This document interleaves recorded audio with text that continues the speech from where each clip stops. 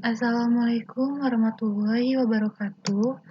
Perkenalkan, nama saya Virial Karifia Anazmi, NPM 181111053 dari kelas TIFRP 18 CDB. Yang pertama ada e-library. Dengan menggunakan aplikasi ini, kita bisa membaca berbagai buku yang ada di perpustakaan tanpa harus keluar rumah. Yang kedua, Girls Talk. Aplikasi Girls Talk yaitu tempat di mana para wanita bisa berbagi cerita curhat seputar dirinya, di mana aplikasi ini penggunanya dikhususkan untuk para wanita saja. Yang ketiga ada Go Service. Go Service yaitu aplikasi di mana kita bisa memanggil tukang servis ke rumah kita sendiri.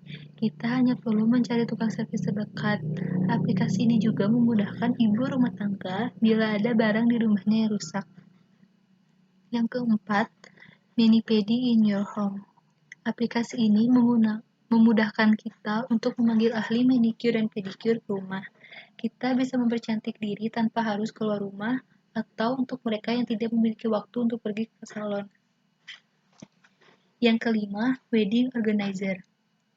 Di program ini, kita bisa memilih wedding organizer yang cocok untuk kita, mulai dari harga, desain, dan segala macam lainnya. Yang keenam, ada Animals Check. Aplikasi ini mungkin sangat berguna untuk seseorang yang memiliki hewan peliharaan atau hewan ternak. Di sini kita berkonsultasi dengan dokter hewan seputar kesehatan hewan tersebut, atau kita juga bisa berkonsultasi perihal makanan dan vitamin hewan kita. Yang ketujuh ada farmasis.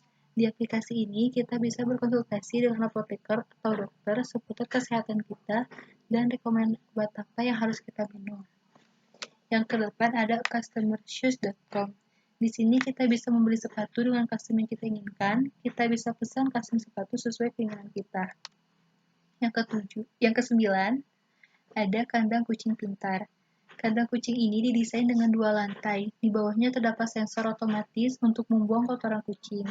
Jika kucing keluar, si sensor akan menyala dan tempat pembuangan otomatis terbuka.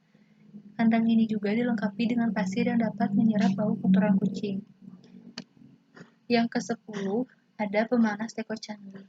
Pemanas teko menggunakan listrik mungkin sudah banyak, tapi di sini kita menggunakan pemanas air ini menggunakan handphone. Jadi pengguna bisa memanaskan air dan dikendalikan oleh smartphone kita masing-masing.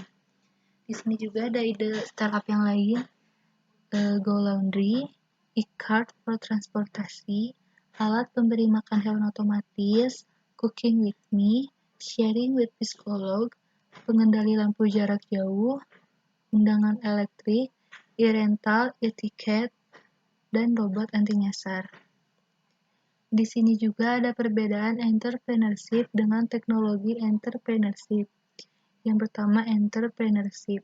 Kata entrepreneur yang berasal dari bahasa Prancis entreprendre yang sudah dikenal sejak abad ke-17, yaitu The Concise Oxford French Dictionary. Mengartikan entrepreneur sebagai to undertake, yaitu menjalankan, melakukan, dan berusaha. To set about, memulai, menentukan. To begin, yaitu memulai, dan to answer, yaitu mencoba atau berusaha.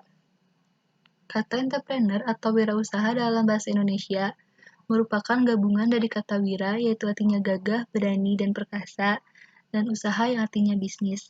Sehingga istilah entrepreneur dapat diartikan sebagai orang yang berani atau perkasa dalam usaha atau bisnis. Lalu ada teknologi entrepreneurship. Teknopreneur terdapat pada bidang pertanian, misalnya berupa pembuatan peralatan pertanian, penggunaan tenaga binatang dalam mengolah lahan pertanian, pembuatan irigasi pertanian untuk membantu mengalirkan air ke lahan pertanian.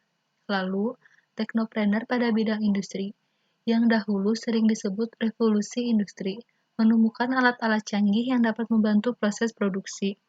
Alat-alat modern mulai diproduksi massal seperti kendaraan otomotif, perumahan, retail, dan lain-lain. Dan sekarang bisnis teknologi mulai digemari. Contoh saja Bill Gates sebagai salah satu pendiri Microsoft.